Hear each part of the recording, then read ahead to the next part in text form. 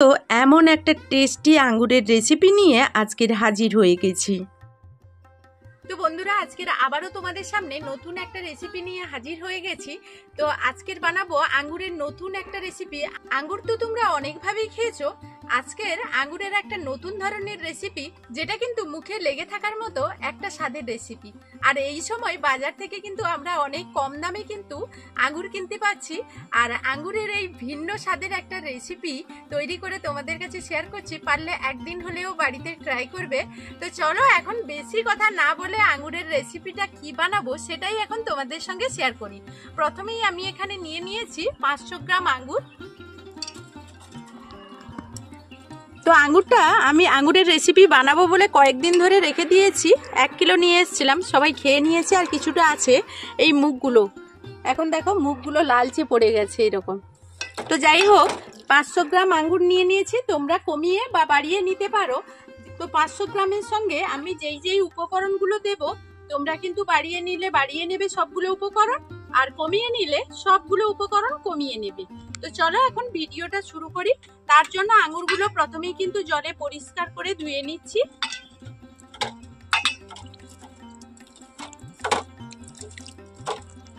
তো আঙ্গুরগুলো আমি 3 থেকে 4 বার কিন্তু পরিষ্কার করে নিয়েছি, এখনো জলের মধ্যে রেখে দিয়েছি। আর এই রেসিপিটা বানানোর জন্য টক কিংবা মিষ্টি, ছোট বড় কোনো আঙ্গুরের কিন্তু নির্ধারিত নয়। যেরকম আঙ্গুর পাবে সেরকম আঙ্গুর তোমরা দিয়েই এই রেসিপিটা বানাতে পারবে। এখন আমি একটা কড়াই বসিয়ে দিয়েছি, আর কড়াইয়ের মধ্যে প্রথমে কিছু মশলা এখানে দিয়ে দিচ্ছি। 1 চামচ ধনে, 1 চামচ 5 ফোড়ন, 1 চামচ মৌরি, 1 চামচ এখানে জিরে নিয়েছি। এখন সবগুলো এইভাবে ভালো করে ভেজে নেব।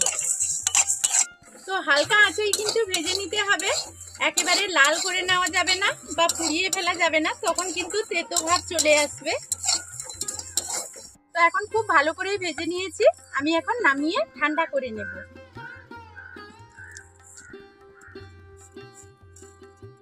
এখন দিয়ে দিচ্ছি কড়াইতে সরষের তেল, 2টো শুকনো লঙ্কা, তো মাঝখান থেকে একটু একটু করে ফাটিয়ে দিয়ে দিচ্ছি।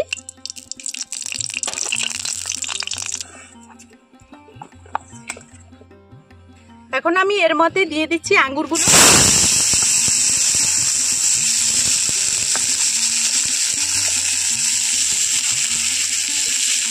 এখন দিয়ে দিচ্ছি কাশ্মীরি লঙ্কা, আর দিয়ে দিচ্ছি হলুদ গুঁড়ো। এখন দিয়ে দিচ্ছি স্বাদ মতো লবণ, আর একটু পরিমাণ বিট লবণ দিয়ে দিচ্ছি যাতে টেস্টটা ভালো আসে। এখন খুব ভালো করে এখানে নাড়াচাড়া করে নিচ্ছি একটু। এই তেলের মধ্যে খুব ভালো করে একটু ভেজে নিতে হবে।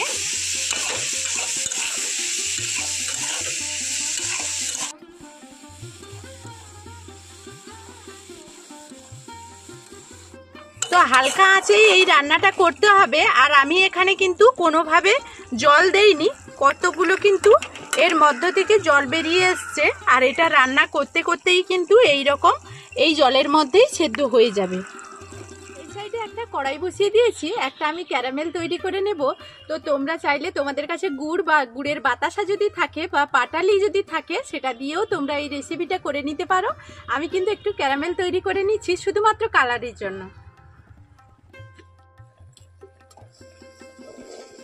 তো এখন আমার চিনিটা কিন্তু গলতে শুরু করেছে, আমি একটু নাড়াচাড়া করে দিচ্ছি। আর এটাকে কিন্তু পুড়িয়ে ফেলা চলবে না, এইভাবে একটা কালার করে নিতে হবে। আর এখানে দেখো কোনোভাবে কিন্তু পুড়ে যায়নি, কিন্তু এইভাবে হালকা আঁচেই কিন্তু এটা কালার করে নিতে হবে। এখন আঙ্গুরগুলো দেখো অনেকটাই সেদ্ধ হয়ে গেছে, আর এর মধ্যে কতটা জল বেরিয়েছে দেখো। এইভাবে কিন্তু হালকা আঁচে এই কাজটা করলে একটু সময় নিয়ে খেতেও যত ভালো লাগবে, আর ততদিন পর্যন্ত আমরা কিন্তু স্টোর করে রাখতে পারবো। এখন আমি এর মধ্যে জল দিয়ে দিচ্ছি। প্রথমে এইরকম জড়ে যাবে, কিন্তু ভয় পাওয়ার কোনো কারণ নেই, এখনই এটা জলের সঙ্গে মিশে যাবে। এখন আমি যে চিনির ক্যারামেলটা তৈরি করে রেখেছিলাম, এখানে আমি এখন দিয়ে দেব।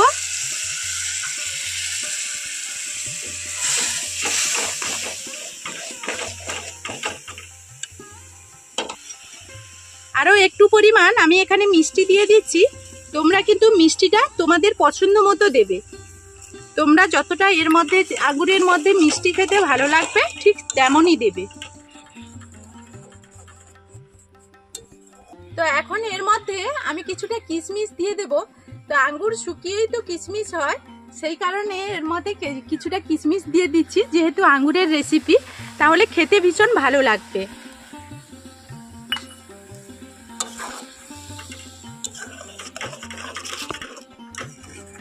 যত বেশি সময় ধরে আমরা এটা ফুটিয়ে রাখবো ততটা বেশি সময় ধরে তত দিন ধরে আমরা এটাকে স্টোর করে রাখতে পারবো। এটা বছরভর সংরক্ষণ করে রেখেও আমরা খেতে পারবো। এইদিকে আমার আঙ্গুরটা চিনির শিরার মধ্যে ফুটতে থাক। এইদিকে যে আমি মশলাটা ভেজে রেখেছিলাম ওটা আমি শিলনোড়াইতে বেটে নেব। আমি ভালো করে শিলনোড়াইতে বেটে নেব, তবে একেবারে কিন্তু মিহি করব না, একটু দানা দানা থাকবে। তবে কিন্তু এই দানাগুলো যখন মুখে পড়বে তখন খেতে ভালো লাগবে।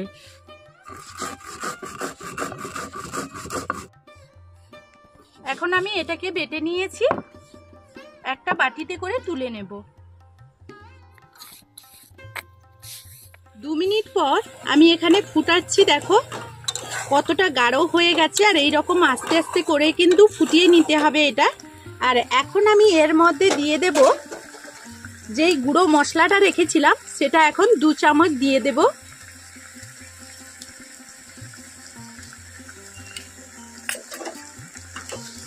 এটা ভালো করে এরকম মিশিয়ে নিতে হবে। আবারও আঁচটাকে কমিয়ে হালকা আছে আরও আমি 2 মিনিট ফুটিয়ে নিয়ে তারপর আবার তোমাদের এখন 2 মিনিট পর দেখো এইভাবে এখন কিন্তু কতটা গাঢ় হয়ে গেছে। আর এখন আঙ্গুরগুলোও দেখো কতটা সেদ্ধ হয়ে গেছে, সেটা আমি একটু তোমাদেরকে দেখাচ্ছি। তো এইভাবে আঙ্গুরগুলো এই সময় তোমরা কিন্তু চেক করে নিতে পারো। তো এইভাবে আঙ্গুরগুলোও সেদ্ধ হয়ে গেছে। তো তোমরা এই অবস্থাতেও রেখে দিতে পারো। আর যদি মনে করো এটা তোমরা সংরক্ষণ করবে তাহলে কিন্তু আরও একটু ফুটিয়ে গাঢ় করে নিতে হবে। আর একটু সঙ্গে সঙ্গে যদি জুস জুস খাবে মনে করো তাহলে কিন্তু এই অবস্থাতেই নামিয়ে নিতে পারো। এইভাবেই কিন্তু আঙ্গুরের তোমরা তো অনেক ধরনের রেসিপি খেয়েছো, এই রেসিপিটা একবার হলেও বাড়িতে ট্রাই করবে, তোমাদের কাছে অনুরোধ রইল। আশা করব তোমাদের কাছে এই রেসিপিটা খুব ভালো লাগবে। এখন আমি আঁচটাকে বন্ধ করে ঠান্ডা করে 2 মিনিট পর আবারও আমি তোমাদেরকে দেখাবো। এখন এটাকে নামিয়ে নেব। তো এইভাবে এত সুন্দর একটা আঙুরের রেসিপি তোমরা কিন্তু খুব সহজে বাড়িতে বানিয়ে ফেলতে পারবে। এবং শুধু বাড়িতে বানিয়ে ফেলবে সেটা নয়, বছর ভর কিন্তু এটাকে সংরক্ষণ করেও রেখে দিতে পারবে। তো চলো, আজকের আমার এই রেসিপিটা যদি তোমাদের কোনো অংশে ভালো লেগে থাকে তাহলে সুন্দর একটা কমেন্টের অপেক্ষায় রইব। এখনকার মতো বিদায় নিচ্ছি।